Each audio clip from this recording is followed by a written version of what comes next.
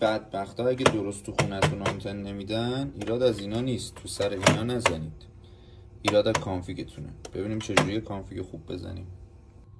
صفحه روترتون رو باز میکنید. برای من عددش اینه، برای شما یکی از اینایی که رو صفحه گذاشتم اسکرین شات بگیرید بعداً داشته باشید. وایرلس ستینگ رو میاید، وقتی که اومدید یه گزینه داره OFDMA، اینو حتما تیکشو بزنید. من الان چیزی که دارم میگم برای 2.14 گیگاهرتز، برای 5 هم ست میکنه.